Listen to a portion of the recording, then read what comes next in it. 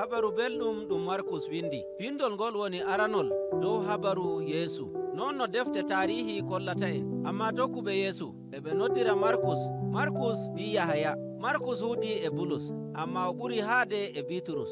Gonga kan woni habaruji ɗi keɓama to tokkuɓe Yeesu arande'en. Bono Papiyes o holli Markus e joɗodiɓe e Bitrus e Yeesu, ɗum hokkimo habaru ɗum deydey no hani. Ngam non Markus hokkiri habaru ɗum non no heɓri ɗum.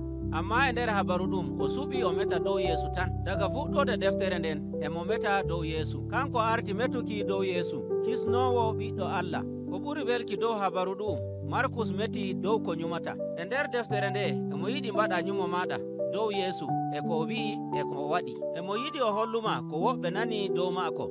Markus hiryake habaru maako e geɓe tati. E arande o waɗi hakkilo maako e dow yimɓe na Yahudanko'en. Tataɓum bo o meti dow Urusalima. Ɗiɗaɓum o meti dow ko Yeesu waɗi. Daga wigere yaki wigere dow ko ɗume ko waɗi. Emo wi'aka o fuɗɗita o wi'aka. E nder ɗo ko moye e hayɗina moye woni Yeesu o'o. E ɗon ma tokkuɓe mo e kaɓda gam anda moye woni Yeesu kisnowo. E yeɓre tataɓre en ji'ay goɗɗum ko hayɗini. O hokki habaru dow Yeesu laamiɗo kisnowo. En senduɗum ji'en no ɗum wa'ata. O fuɗɗiri habaru maako e ƴamol e dow annabaku annabi Isaya e malakay biɗo Allah lildoyay e lilaɗo, mo'ineɗo ɗatal gam Allah e hoore muɗum, garayɗo o hisna yimɓe maako, o laamo dow maɓɓe. Markus wi'i Yahaya gaɗowo baptisma woni lilaɗo. Sarel ngel kammiɗa Allah wangina e hoore muɗum. Yahaya wangini habaru Yeesu. Daga yottaki Yeesu dow maɓɓiti, ruhu Allah jippi dow maako. Allah meti daga dow e wi'a o woni ɓiɗɗo am mo jiɗumi. E ɗo Markus holli en ɗume woni kuugal Yeesu. Sai Yeesu natti nder gariri Galili emo andina habaru belɗum dow laamu Allah ɓadake. Yeesu e ɓeyda ekkitinol gongol daga nder alkawal kiingal, gam siri ɗum Allah woodi gam hisnuki duniyaaru. E laawol Yeesu Allah wartire laamu muɗum nder duniyaaru. O do'ay hakke, o waltinana yimɓe ɓerɗe, nden mo humpita yimɓe gam ɓe ngara ɓe njooɗo ley laamu maako. To en ndaari ɗo, Markus e hokka en habaru goɗɗum mawɗum kollayɗum Yeesu e woodi bawɗe wartira laamu Allah. To o yahi fuu emo yamɗitina nyawɓe, emo waltinana yimɓe ɓerɗe, emo yoofa ɓe ginni kaɓɓi. Yeesu waɗi goɗɗum ɗum Yahudanko'en andi Allah tan wawata waɗgo ɗum, bono yafanaki yimɓe hakkeji maɓɓe. Ɗum ko Yeesu waɗi umminani yimɓe ɗuɗɓe hakkilo. Woɓɓe tokkimo ngarti ekkitotoɓe les maako, woɓɓe ma majji ko mbiyata dow maako. Fuu e non woɓɓe ganyimo ganyandi kallundi, bono ardiɓe Isra'ilanko'en eɓe mbiya emo meta haala kalluka dow Allah, jinni ma o woodi. Fuu e non Yeesu hayɗinayi e ko waɗata, o waɗay hakkilo maako dow majum. E nder suurawol 4 Markus hutiniri baldi ɗi Yeesu ekkitiniri, kollay ɗum goɗɗum suuɗiɗum lugguɗum dow laamu Allah. Yeesu e wi'a wolde maako e nandi e awdi njandi dow leydi feere-feere. Wondi jaɓama, wondi bo jaɓaka. E ndi nandi e gabbel masta pamarel, e ngel nandi e goɗɗum mere, amma to ngel fuɗi ngel warte lekki mawki kayɗinayki ko moye. Ko Yeesu yiɗi holluki ɗo kanko woni kisnowo gaddayɗo laamu Allah, amma ɗum wa'ay bako goɗɗo jaɓata. Ɗum majjinani yimɓe ɗuɗɓe hakkilo. Ɗum ko majjinani yimɓe hakkilo e ɗum nder wolde mawnde ko Markus yiɗi andina. To en ndaari e timmode yeɓre arandere, en jiya tokkuɓe Yeesu 12 ma keɓtayno ɗum. Ɓe kaɓda gam ɓe paama deydey moye woni Yeesu. Ɗum waddi en to yeɓre ɗiɗaɓre. Ɗum waddi en ko nangi doole waɗe gam tuubuki. Yeesu hakkiti tokkuɓe mo 12, sey o ƴamiɓe moye kammiɗo woni min. Sey Bitrus noti wi'i a woni kisnowo. Amma Bitrus heɓtayi ma'ana nyamuki jaalorgal. Emo nyuma Yeesu bono Dawda nyamuɗo jaalorgal e konu. O hisnay ɓiɓɓe Isra'ila daga jungo Romanko'en. Amma e to Yeesu ma'ana wartuki kisnowo woni o yaray bone bono laamiɗo maccuɗo mo annabi Isaya wi'i nder suurol 53. O wadday laamu Allah, o hokkay yonki maako gam ɓiɓɓe Urusalima. Amma tokkuɓe mo 12 ɓen ɓe keɓtay ɗum. Eɓe nyuma tokkuki yeeso laamiɗo no hokkayɓe inde e mangu e daraja. Amma Yeesu e njayri holliɓe tokkuki mo woni a maayay, kocca gafangal maɗa. Ɗum nangi doole nganya hallende e mangu hoore e yidde hoore. Kokkitira hoore maɗa nder yidde gam jagganoɗa woɓɓe. O wi'iɓe ka ɓuri fande 2. Ɗum fuu ɗum hawriti nder ekkitinol Yeesu.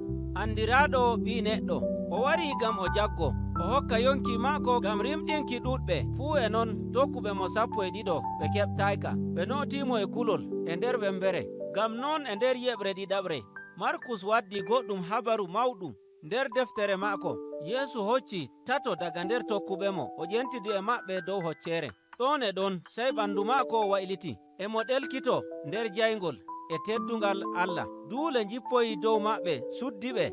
Ɗum e nandi e teddungal ngal Allah holleno ɓiɓɓe Israa'ila ko wonduno e maɓɓe dow hoccere Sinai. Ɗon ma seyra woɓɓe annabo'en Allah ɗiɗo bangi dow hoccere Sinai, Musa e Iliya ɓe bangi haade Yeesu.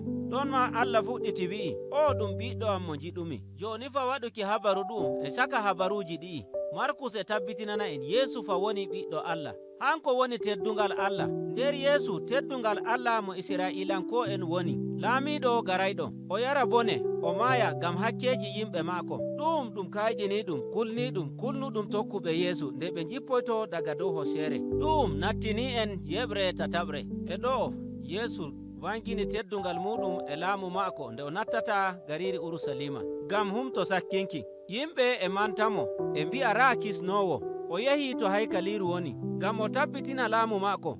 O riiwi wuyɓe e pasotoɓe wonɓe nder haykaliru. Bonnayɓe shiri gaɗaɗum ngam sakkuki.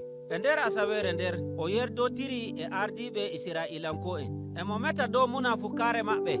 Ngam non ɓe kaɓɓi dabare no ɓe mbardatamo. Yeesu andini tokkuɓemo Urusalima e haykaliru ɗum sankiteteɗum naa ko neeɓi. Nden tokkuɓe Yeesu ɓen bo ɓe kallanteɓe e nganyandi iri ndi o wanyira. Amma wonde nyalde o so'oyto ngam o wartira laamu Allah dow duniyaru fuu. Yeesu nyaami kirtari sakkinki e tokkuɓemo emo hokka ɓe habaru rimɗinki ki Allah rimɗini ɓiɓɓe Israa'ila daga maccungaku e mayde e laawol karori kirsetendi ngam sakkinki. E misalu ɗum Yeesu hokkiri ɓe kirtari kehiri. Ɗum waɗay ngam rimɗinki ɓe daga hakke e mayde. Kisnowo maccuɗo o maayay o yaray bone ngam maɓɓe. Daga ɗo habaru ɗum so'i dow no Yeesu nangirte e kiita ka waɗante yeeso ardiɓe diina e gomnaajo Roma bi'eteɗo Bilatus. Ɗum waɗay ngam ɗum wara Yeesu dow gafangal. Tarari ɗum boɗɗum a yi'ay no ɗum jokkotiri daga yeɓre arandere yaaki ɗiɗaɓre. Sayni e ɗo nyiɓre jippoy naani duule wala kadima bolinde diga dow. Sai bojji Yeesu ko o maaya. Ko ɓuri hayɗinaaki woni sooji en Roma kamɓe nji'i mayde Yeesu. Ɓe keɓti nden ɓe mbaɗi e yiilaaki e ɓe andina moy woni Yeesu. E ɓe mbi'a o neɗɗo ɗum ɓiɗɗo Allah. O sojajo woni artuɗo heɓtuki ɗum habaru kayɗiniɗum. Teddungal Allah ku Yeesu kanjum woni ɓiɗɗo Allah baraɗo dow gafangal. O kisnowo Yeesu Najarankejo maayuɗo ngam higiraaɓe maako e wanwanɓe maako fuu. Gaɗa ɓandu Yeesu wallinama nder yenande. Nyalde arandere nder asawere nden yeyri en tato tokkuɓemo ngari to yenande nden. Sey ɓe tawi nder yenande nden wala goɗɗum nder mayre. Hayre maɓɓunde dammugal yenande nden tallitama. Sey mala'ikajo nanduɗo e goɗɗo gorko wi'iɓe o ummitake diga mayde. Sey o wi'iɓe njehe andine habaru belɗum. To ɓen ɗon tokkuɓemo wiiki Yeesu emo woodi yonki o tawayɓe e Galili. Yeyri en ɓe kulol mangol nangiɓe. Markus wi'i ɓe ɗali wigeere yenande nden e doggudu. Kulol nangiɓe ɓe mbaway ɓe mbika goɗɗo. E non deftere nden timminiri. Tokkuɓe Yeesu fuu kuli ɓe majji no ɓe mbaɗata. Kanjum woni timmode yeɓre arandere e ɗiɗaɓre. Joni tarari nder deftere Markus eno nde timminiri. A yi'ay no Yeesu wangiri emo metana tokkuɓemo. Amma a yi'e to ɗum windi ɗum wala nder deftere seninde. Ngam habaru ɗum heɓama daga nder goɗɗe defte jaɓaɗe. Daga gaɗa ɗum gaɗoto ɗum timmode bindi deftere Markus ɗi majju. Ngam ko ɗum holli woni bindi deftere nden timminaka. Amma woɓɓe no jiiri deftere nden e holla deftere nden re'ay ngam torra e gafangal. Ɗum Yeesu ummitiɗo daga mayde, kisnowo ɓiɗɗo Allah, giɗɗo laamu duniyaru ndu tuccitini ɗum. Ɗum hollama nder mayde Yeesu ngam hakke duniyaru. Ngam non habaru ɗum timminiri ɗum maɓɓaka ngam nyamra yeeso e jande. Ngam ɓeyda faamuki habaru bi'aɗum dow Yeesu. Amma ko a dogge habaru ɗum bano tokkuɓe Yeesu? Ko a jaɓay Yeesu woni laamiɗo? Nden a andinay woɓɓe habaru belɗum? An tan wawata notaaki jamol ngo'ol. Ɗum woni habaru belɗum ɗum Markus windi.